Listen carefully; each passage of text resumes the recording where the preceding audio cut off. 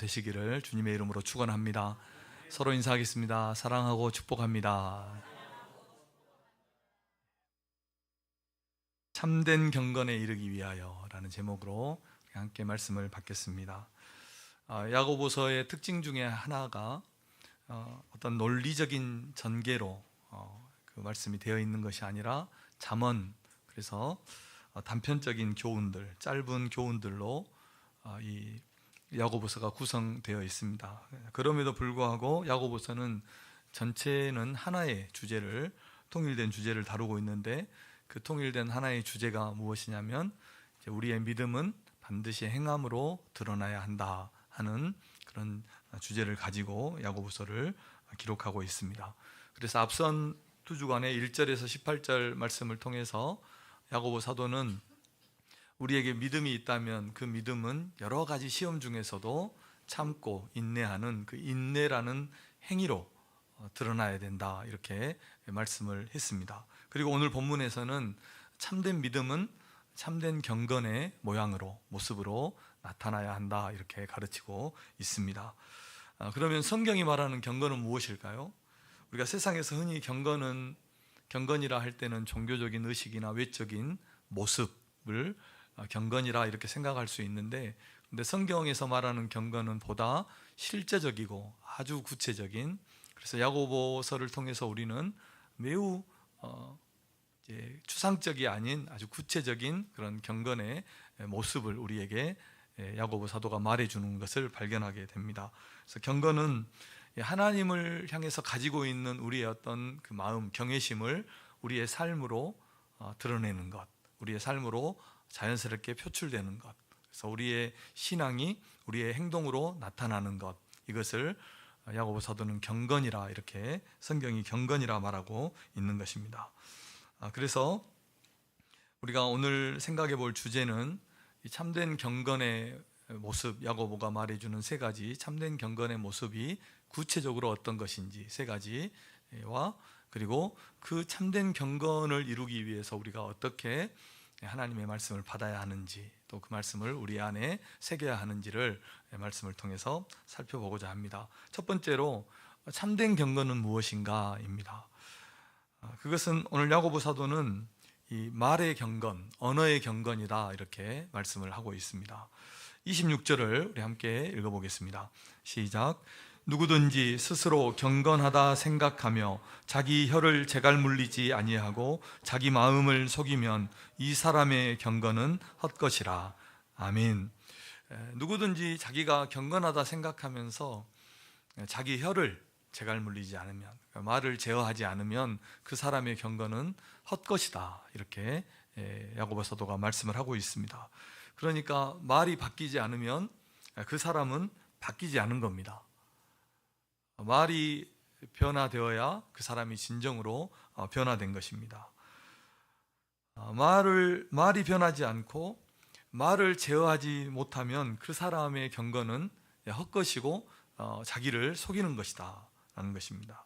그래서 우리의 믿음이 행함으로 드러나는데 가장 먼저 말로 드러나고 또 우리의 행동으로 드러나는데 그 첫 번째가 이 말이라는 것입니다. 우리 사람의 변화된 모습의 첫 번째가 말이죠. 사람이 이렇게 가만히 있으면 잘 몰라요. 모르는데 입을 열면 그 사람의 실체가 드러나죠. 말을 하면 이 사람이 어떤 사람인지 그냥 알 수 있습니다. 그런데 잠언 같은 데 말씀해 보면 그 사람이 어리석은 사람이에요.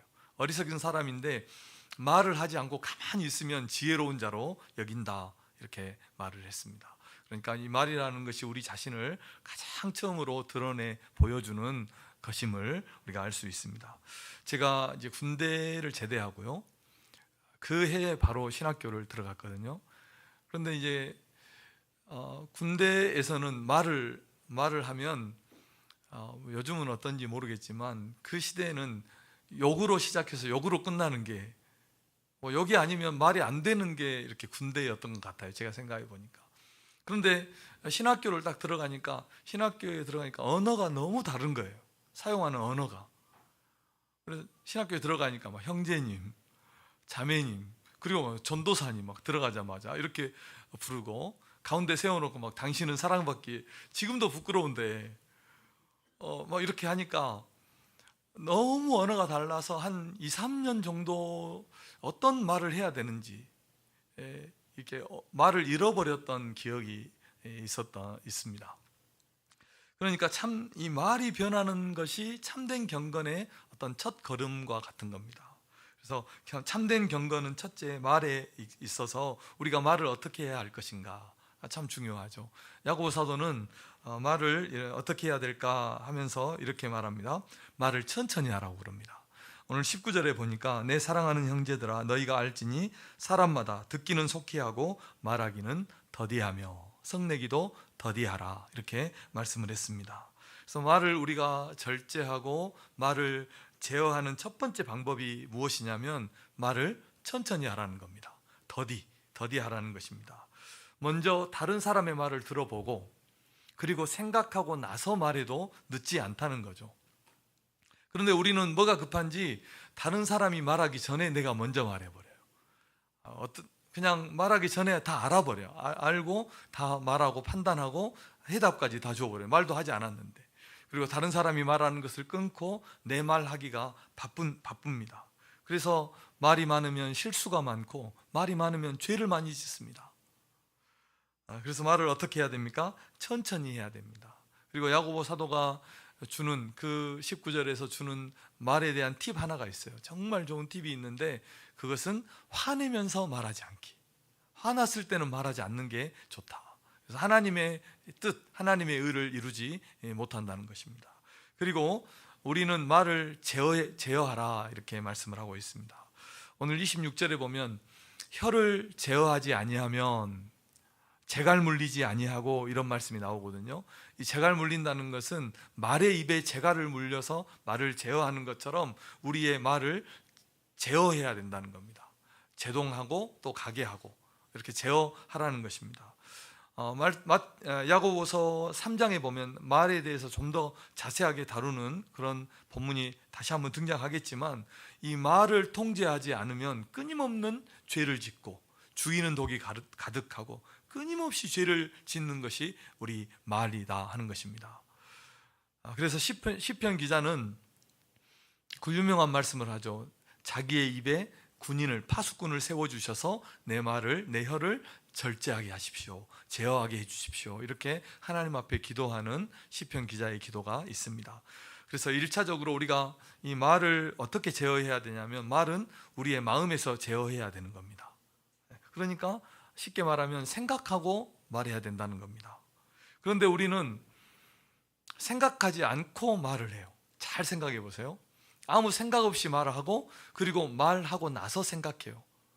말하고 나서 생각이 따라가요. 자기 말을 정당화시켜요. 이게 우리의 실수입니다. 제가 우리 같이 사는 사람에게 그렇게 말했어요. 같이 살면서 말을 실수를 많이 합니다. 그러니까 말을 하면 말을 좀 듣고 끝까지 듣고 그 사람의 말을 생각해 보고 그리고 나서 말을 해야 되는데 우리는 말이 먼저 나와요. 그러니까 말에 실수가 많은 겁니다. 상처를 주는 겁니다. 그래서 말을 첫 번째로 우리가 말을 할 때는 마음이 그 말을 제어하는 거죠. 생각하고 말을 해야 되는 것입니다. 이 언어의 그래서 말의 경건이라는 것이 얼마나 중요하고 우리의 삶에 필요한 것입니까? 우리 옛말에도 말 한마디로 천냥빛을 갚는다 했어요. 성경도 동일한 말씀들이 많이 있습니다. 우리는 말 때문에 흥하고 말 때문에 망하는 겁니다. 말 때문에 복을 받고 복록에 족한다는 말씀이 있죠. 잠언에 보면 말 때문에 복을 받고 말 때문에 화를 당하는 것입니다. 이 말이 이만큼 소중하다고 성경이 가르치고 있습니다. 우리가 잘 아는 이야기가 있죠. 제가 한두 번 소개한 것이 있어요.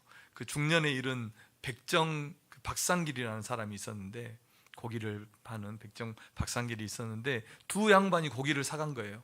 그래서 한 양반이 먼저 와서 고기를 사가는데 이렇게 말하는 거예요. 이렇게 말해요. 상길이 이놈아 고기 한 근 주라 이렇게 말을 했어요. 그렇게 불렀으니까 예전에는 그러니까 고기 한 근을 주었어요. 그런데 그 다음 양반이 와가지고 이복의 박서방 여기 고기 한 근 주시게 이렇게 말을 했어요. 또 고기 한 근 줬어요. 그런데 제가 자료를 찾아보니까 이 두 양반이 한 형제라는 것 같아요. 집에 가서 봤든지 하여튼 그 자리에서 봤든지 고기가 근수가 다른 거예요. 아니 똑같게 따지러 왔어요. 아니, 똑같은 한 근을 샀는데 왜 얘는 이렇게 배나 더 많느냐 하고 따져 물으니까 그 상길이가 이렇게 대답했다고 합니다. 아니, 대감님께 드린 그 고기는 상놈이 드린 고기고, 저 대감께 드린 고기는 박서방이 드린 것인데 어떻게 같을 수가 있겠습니까? 이렇게 말을 했다고 합니다. 그러니까 한마디도 대답하지 못했다는 겁니다. 우리의 말에는 우리의 인격이 그대로 드러나 있는 겁니다. 우리의 신앙도 우리의 말 속에 그대로 드러나 있는 겁니다. 그래서 이 언어의 경건, 얼마나 소중한 것인지를 우리가 꼭 기억해야 되겠습니다. 그리고 두 번째로는 야고보 사도가 말하는 경건, 두 번째는 형제 사랑의 경건입니다. 27절을 함께 읽어볼까요? 27절입니다. 시작.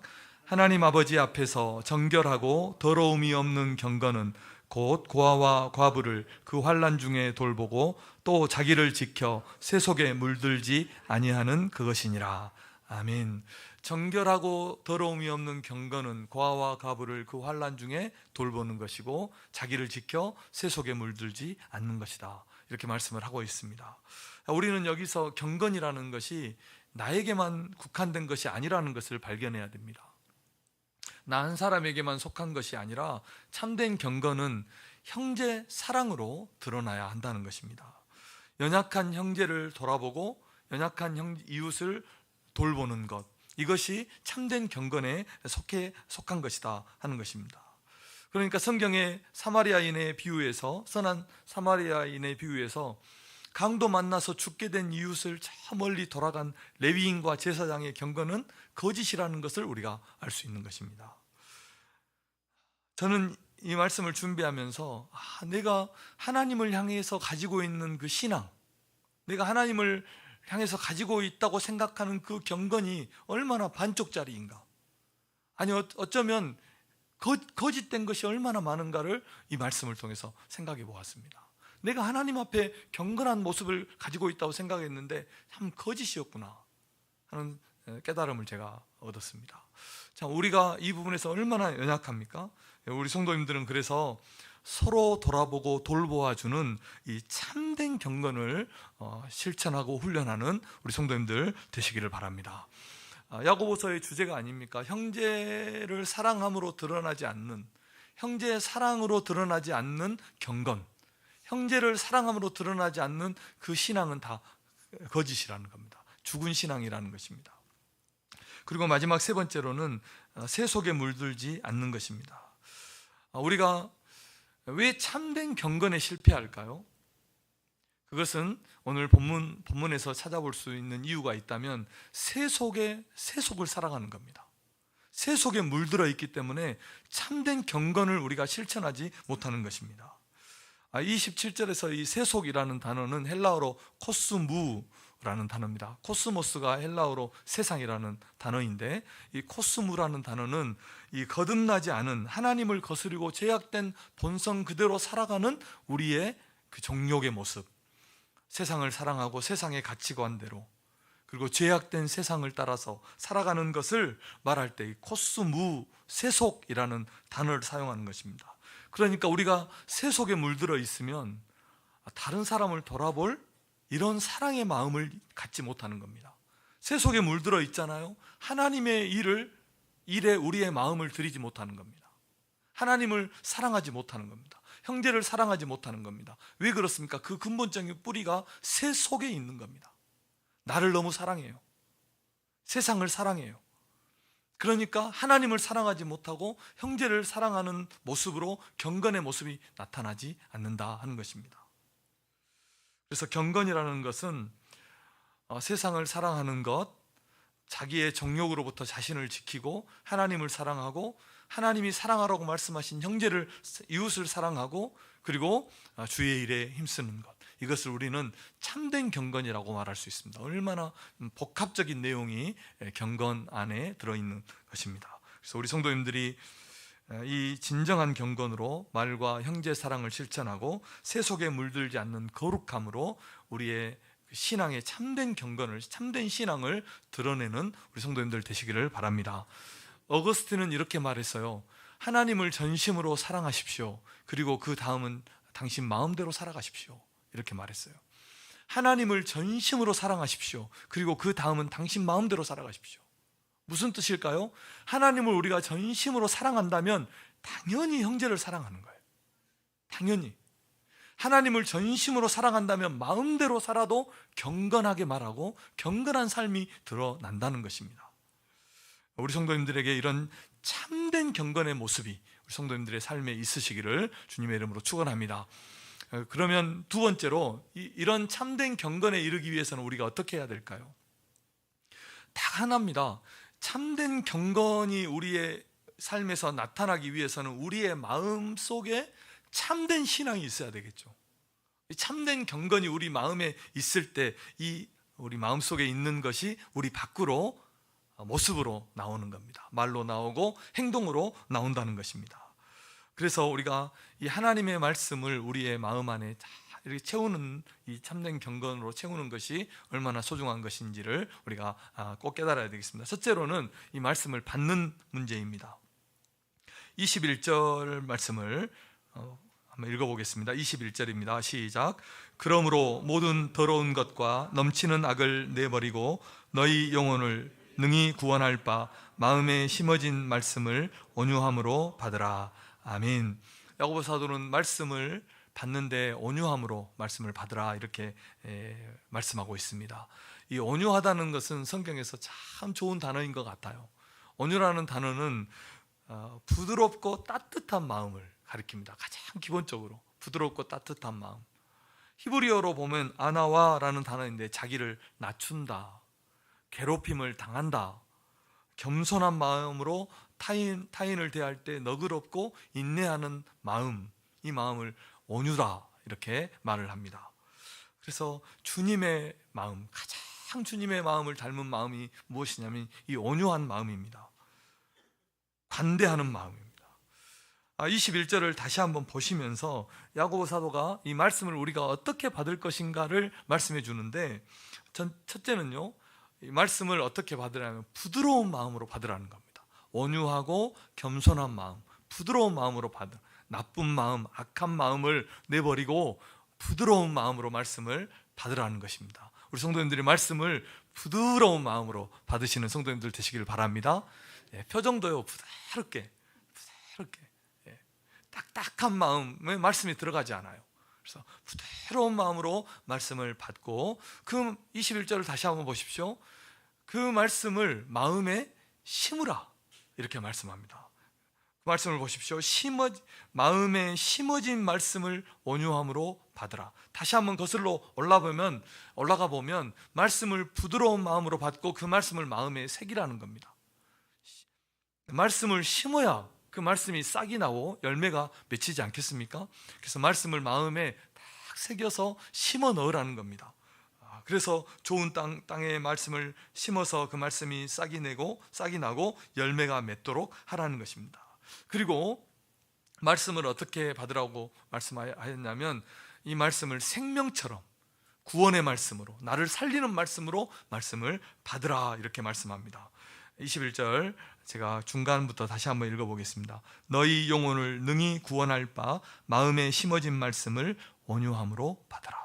이 말씀을 받을 때 나의 생명의 말씀으로, 나를 구원할 말씀으로, 내 생명의 양식으로 말씀을 받으라는 겁니다. 말씀이 나를 살리는, 나를 구원할 말씀이라면 이 말씀이 얼마나 소중합니까? 소중하겠습니까? 그런 마음으로 하나님의 말씀을 받으라는 것입니다. 그리고 두 번째로는 그 말씀으로 나를 점검해요. 첫째는 말씀을 받기, 두 번째는 말씀을 점검하라는 겁니다. 23절에 이렇게 말씀했습니다. 누구든지 말씀을 듣고 행하지 아니하면 그는 거울로 자기의 생긴 얼굴을 보는 사람과 같다 하면서 야고보 사도는 하나님의 말씀을 우리의 거울에 비교하고 있습니다. 고린도 전서에서도 이스라엘 백성들이 당한 그 일들, 광야에서 당한 일들은 우리에게 거울이 된다, 교훈이 된다 이렇게 말씀을 했습니다. 그래서 하나님의 말씀은 우리의 영혼의 거울과도 같은 것입니다. 그 말씀에 나를 비추어 볼 때 내가 얼마나 잘못되었는지, 내가 얼마나 더러운 물이 묻어 있는지, 이런 것을 알 수 있는 거울과 같은 것이 말씀이라는 것입니다. 자, 사랑하는 성도 여러분, 우리는 하루를 살아가면서 거울을 얼마나 많이 봅니까? 보고 또 보죠. 거울을. 아침에 일어나서부터 또 일과를 지나고, 그리고 잠자리에 들기 전까지도 거울을 정말 많이 들여다봅니다. 우리 자매님들은 그렇지 않은 분들도 있는데, 모든 비치는 것은 다 거울이에요. 자매님들은 그렇지 않은 것. 제가 아침에 이제 일부 사역자 예배를 두 분하고 드렸거든요. 둘 중에 하나는 안 그렇다 하더라고요. 거울을 잘 안 본다 하더라고요. 그런데 우리가 왜 그렇게 거울을 들여다봅니까? 혹시라도 좀 단정함이 흐트러지지 않았는지, 뭐 안 묻을 것이 묻어 있지 않았는지, 이게 단정함을 위해서 거울을 들여다보는 것 아닙니까? 그렇다면 우리 영혼의 단정함을 위해서 우리가 하나님의 말씀을 얼마나 들여다보고 그것을 어떻게 들여다보아야 하겠습니까? 항상 우리 육신의 거울을 보는 것처럼 항상 하나님의 말씀을 들여다보고 그것으로 나를 고치고 단정하게 해야 할 것입니다. 그러므로 우리 성도들은 하나님께 받은 말씀으로 나를 돌아보고 매일 말씀을 묵상하면서 나를 그 말씀으로 점검해 보면서 하나님의 사람들로, 더 경건한 하나님의 사람들로 세워져 가는 그런 우리 성도들이 되어야 할 줄로 믿습니다. 남진 67년도에 나온 노래, 이런 노래가 있잖아요. 얼굴만 예쁘다고 여자냐, 마음이 고와야지 여자지, 이런 노래가 있어요. 제가 노래 잘하는데 안 부르겠습니다. 저는 성도에게도 이거 동일하게 적용된다고 봅니다. 내면이 아름다워야 진짜 아름다움이 아닙니까? 겉모습만 우리가 신앙적인 모습을 가지고 있다고 해서 그 사람을 아름답다고 말합니까? 그러지 않습니다. 진정한 아름다움은 이 내면에 있는 겁니다. 그 내면에서 나오는 것이 우리를 진정으로 아름답게 하는 것입니다. 하나님은 외모를 보지 않고 내면을, 우리의 중심을 보는 것입니다. 그래서 중심이 아름다운 사람이 하나님 앞에서 아름다운 성도라는 것을 우리가 꼭 기억하시는 성도님들 되시기를 바랍니다. 중심이 아름다운 사람은요, 어때요? 우리가 많은 사람들을 오랫동안 관계하면서 살아가잖아요. 그런데 중심이 아름다운 사람이 진짜 아름다운 사람 아닙니까? 중심이 멋져요. 정말 마음이 멋진 사람이 진짜 멋있는 사람인 것입니다. 우리가 겉모습만 예의를 차리고 어떤 인간적인 모습을 보인다 해서 그 사람을 정말 존경하고 사랑하고 인정합니까? 그렇지 않습니다. 그 사람이 중심이 바른 사람, 중심이 하나님 앞에 바르게 서 있는 사람, 이 사람이 정말 성도이고 아름다운 하나님의 사람이라는 것을 우리 성도님들이 꼭 기억하시기를 주님의 이름으로 축원합니다. 그래서 말씀은 나를 비춰주는 거울이다 하는 것입니다. 25절을 보니까 자유롭게 하는 온전한 율법을 들여다보고 있는 자는 듣고 잊어버리는 자가 아니요 실천하는 자니 이 사람은 그 행하는 일에 복을 받으리라. 아멘. 이렇게 말씀했습니다. 그래서 말씀은 우리에게 자유를 주시는, 구원을 주는, 생명을 주는 완전한 말씀입니다. 이 하나님의 말씀에서 우리가 한시라도 눈을 떼지 않고 그 말씀을 통해서 나를 점검하고 또 나를 하나님의 사람으로 더 온전하게 세워가는 우리 성도님들 되시기를 바랍니다. 말씀에 대해서 세 번째는 그 말씀을 실천하기입니다. 말씀을 듣고 받고 그 말씀으로 나를 점검하고 말씀을 실천하는 겁니다. 야고보 사도는 22절에서 너희는 말씀을 행하는 자가 되고 듣기만 하여 자신을 속이는 자가 되지 말라, 이렇게 말씀을 했고, 25절에서는 자유롭게 하는 온전한 율법을 들여다보고 있는 자는 듣고 잊어버리는 자가 아니요 말씀을 실천하는 자니 이 사람은 그 행하는 일에 복을 받으리라, 이렇게 말씀했습니다. 얼마나 합당한 말씀입니까? 너무너무 실제적인 말씀입니다. 한마디로 말씀을 실천하라는 겁니다. 말씀대로 행하라는 것입니다. 온유한 마음으로 말씀을 받고 그 말씀을 마음에 심어서 나를 점검하고 실천하라는 겁니다. 그렇게 할 때 하나님의 말씀이 우리에게서 열매를 맺고 그 말씀이 우리에게 복이 될 줄로 믿습니다. 사랑하는 성도 여러분, 하나님의 말씀을 어떤 목적으로 우리가 듣습니까? 어떤 목적으로 하나님의 말씀을 읽습니까? 우리가 공부합니까? 말씀을 읽는 목적이 있습니다. 말씀을 듣는 목적이 있어야 됩니다. 예수님은 요한복음에서 무리와 제자들에게 이렇게 너희가 성경에서 영생을 얻는 줄 알고 성경을 연구하거니와, 이렇게 말씀했어요. 성경에 영생이 있다면, 성경에 진정한 우리 인생의 축복이 있다면 우리는 그 말씀을 어떻게 받아야 될까요? 어떻게 공부해야 될까요? 그 말씀을 어떻게 지켜 행해야 될까요? 성경에 영생이 있다면 두고 보기에도 아까울 겁니다. 성경에 영생이 있다면 결코 놓지 않을 겁니다. 그래서 말씀이 우리의 생명이고 구원이고 축복이라면 우리는 이 말씀을 아멘으로 받고 그 말씀을 지켜서 행하고 실천하는 성도들이 되어야 할 줄로 믿습니다. 그래서 말씀을 받는, 또 말씀을 듣는 우리의 자세를, 우리의 마음을 우리가 결정해야 되는 겁니다. 말씀을 받는 태도를 결정해야 됩니다. 하나님의 말씀을 어떻게 해요? 말씀을 통해서 은혜 받기로 결정을 하는 겁니다. 하나님의 말씀을 실천하기 위해서 듣는 겁니다. 그 말씀 때문에 내가 산다는 그런 마음으로 말씀을 받고 실천하는 것입니다. 그러면 우리에게 하나님의 말씀이 유익이 되고 축복이 될 줄로 믿습니다. 학생들이 학교에서 똑같이 수업을 들어요. 몇 명이 듣든지 똑같은 시간에 같은 장소에서 수업을 듣는데 1등하는 학생은 자세가 달라요. 장학금 받고 전장 받는 학생들 있잖아요. 도저히 따라갈 수가 없습니다. 그들의 자세는. 딱 눈빛이 달라요. 선생님이 하는 것을 한마디도 놓치지 않아요.